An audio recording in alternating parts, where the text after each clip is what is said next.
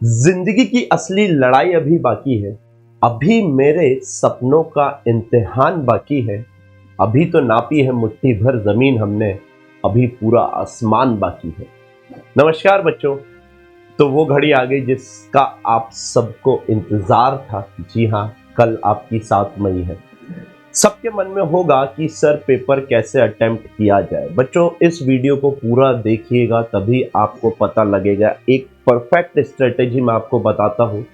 Last time भी मैंने ये स्ट्रेटेजी बहुत सारे बच्चों को बताई थी और हजारों बच्चों ने मैं बोलूँगा कि अपने आप को बचाया था ये स्ट्रेटेजी लगा के। रीज़न बीइंग, पिछली बार बायो का पेपर बहुत टफ आ गया था और उस पर्टिकुलर टाइम पर कम से कम 1.5 घंटा बच्चों ने एक ही पेपर में लगा दिया था। क्या आप भी उनमें से एक थे? तो अभी बताइएगा हाँ या ना। बच्चों, लास्ट टाइम भी मैंने ये चीज बताई थी और इस टाइम भी बता रहा हूं। इसको बहुत अच्छे से सुनिएगा, समझिएगा, क्योंकि यहाँ पे कुछ एक ऐसी चीज बताने जा रहा हूं जो पूरे YouTube पे आपको नहीं बताई जाती है।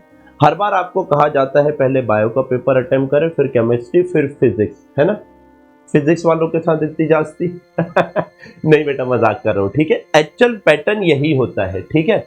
लेकिन जो मेरे पुच्चू हैं, जो लोग मेरे से पढ़े हैं, वो चाहते होंगे कि शायद मैं फिजिक्स पहले अटेम्प्ट करूं। मैं फिर उनसे बोलूंगा बेटा आपने फिजिक्स बहुत अच्छे से पढ़ी, आपको फिजिक्स आती है, लेकिन नहीं, आप फिजिक्स लास्ट में ही अटेम्प्ट करना। सही बात है, लेकिन सर ऐसा क्या किया जाए कि एक परफेक्ट स्ट्रेटेजी बन जाए पेपर अटेम्प्ट करने की। सुनिएगा, सब बोल रहे हैं पहले बायो, फिर केमिस्ट्री, फिर फिजिक्स। मैंने कहा जो आपको अटेम्प्ट करना है वो करो।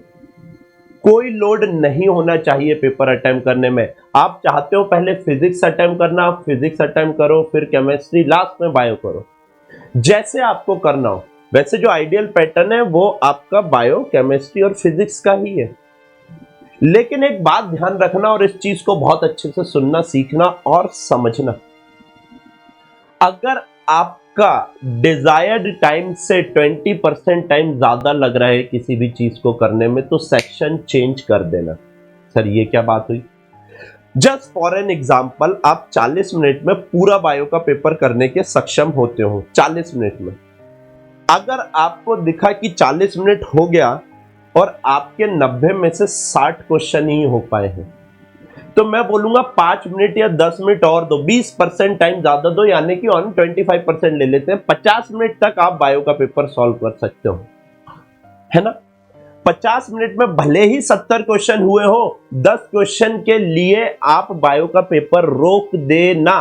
रीजन बीइंग, बायो के पेपर में टाइम लग रहा है, तो वो 10 क्वेश्चन में भी टाइम लगेगा। आपको लगेगा 5 मिनट में हो जाएगा, 6 मिनट में हो जाएगा, 4 मिनट में हो जाएगा। नहीं बेटा, वो 10 मिनट ले लेगा। क्यों?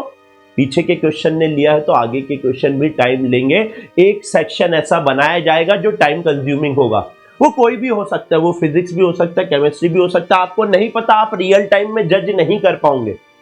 कोई नहीं करेगा इसकी बात, सब बोलेंगे पहले ये कर लो। मैं बता रहा हूं, आप पेपर करते टाइम ये जज ही नहीं कर पाओगे कि कौन सा सेक्शन टफ आ रहा है, कौन सा इजी आ रहा है, किसमें टाइम लगने वाला है। आप जब कर रहे होंगे उस टाइम आपको पता लगेगा यार ये टफ है, दूसरे पे आ जाते हैं, ये टफ है, दूसरे पे आ जाते हैं। बाहर आओगे एग्जामिनेशन हॉल के, तब आपको पता लगेगा अरे यार बायो में तो 1.5 घंटा लग गया, फिजिक्स इजी थी, पहले फिजिक्स कर लेना था। Getting my point? तो आप रियल टाइम में जज नहीं कर पाओगे भाई, पहले भापोगे, उसके बाद ही आपको पता लगेगा ना कि पेपर कैसा अटेम्प्ट करना था। रियल टाइम में जज करना इज इम्पॉसिबल, क्योंकि उस टाइम पहले पढ़ोगे तब पता लगेगा और इतनी देर में टाइम निकल चुका होगा। मेरे भाई 3 घंटे सबके लिए है, 3 घंटे 20 मिनट, है ना। तो आपको क्या ध्यान रखना है? आपको यह ध्यान रखना है, अगर आपके डिजायर्ड टाइम से ज्यादा टाइम लग रहा है तो सेक्शन को चेंज कर देना। मेरी इस बात को गांठ बांध के रख लो। बहुत इंपॉर्टेंट बात मैंने आप लोगों को बताई है। अगर मान लो केमिस्ट्री आपकी 1 घंटे में होती है, 1 घंटा 10 मिनट लग गया, मैं बोल रहा हूं जितने क्वेश्चन बचे उसको रोक के फिजिक्स पे आ जाना।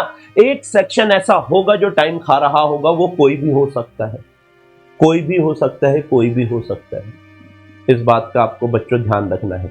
दूसरी सबसे इंपॉर्टेंट बात जो इस पर्टिकुलर वीडियो में है, कीप योरसेल्फ काम। पेपर टफ होगा, सबके लिए होगा, पेपर इजी होगा, सबके लिए होगा। अगर आपने अच्छे से पढ़ाई की है और पेपर टफ आ गया तो it is going to benefit you. ये आपके लिए अच्छा होगा, ये आपके लिए बेनिफिशियल होगा, इससे आपको रैंक लाने में आसानी होगी। और जिसने पढ़ाई नहीं की है उसके लिए इजी पेपर आ गया तो वो उसके लिए अच्छा होगा और आपके लिए खराब होगा, क्योंकि आपने मेहनत की है, इजी पेपर के लिए थोड़ी ना मेहनत की थी यार। तो आने दो आप टफ पेपर, आपके लिए अच्छा होगा अगर आपने मेहनत की है तो। मेहनत करने के बाद मुकाम हासिल करने का जो मजा है मेरे भाई वो कहीं पर नहीं है ना। ये हो गई दूसरी बात।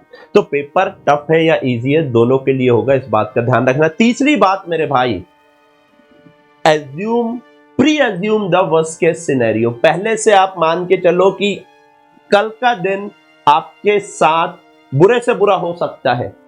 This is going to make yourself calm. ये आपको काम रखने में मदद करेगा, ये आपको ठंडा रखने में मदद करेगा। पहले से सोच लो पंखा नहीं चल रहा होगा, पहले से सोच लो बेंच ऐसी मिलेगी कि भाई सब कुछ दुखने लगेगा बैठने में, पहले से सोच लो कि आपके पास पेन पेपर टाइम पे नहीं पहुंचेगा तब तक मैं बायो के पेपर कर रहा हूँ, पहले से सोच लो गर्मी होगी, मेरे को गर्मी में पसीना बहते हुए मेरे को पेपर देना है क्योंकि सेंटर ऐसा आया है।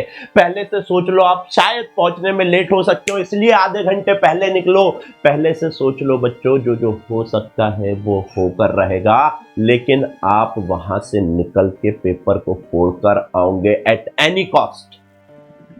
तो बच्चों ये 3 बातें आपको ध्यान रखनी है। अगर डिजायर्ड टाइम से ज्यादा टाइम लग रहा है तो बच्चों सेक्शन चेंज कर देना। दूसरा मैंने बोला अपने आप को काम रखना, ठंडा रखना। तीसरा मैंने आपको बताया बच्चा पार्टी कि भाई बस के सिनेरियो सोच के चलो, पंखा नहीं चल रहा होगा, ये नहीं हो रहा होगा, वो नहीं हो रहा होगा, सब होगा, लेकिन अपने आप को ठंडा रखना। एक बार अपने आप को ठंडा रखोगे ना बेटा, अपने आप पेपर करोगे। अगर अपने आप को ठंडा नहीं रखोगे, एंजाइटी होगी ना, तो बेटा पेपर में आता हुआ भी गलत करके आएगा। सो बच्चों wishing you very very very all the best. ध्यान रखिएगा अपना। मिल रहे हैं कल, फोड़ कर आना। आप लोगों के मैसेजेस, आप लोगों के कॉल का मेरे को इंतजार रहेगा। क्यों? क्योंकि मैं भी उतना ही एक्साइटेड हूं जितना आप हैं। Thank you so very much बच्चों। Take care. जय हिंद, जय भारत।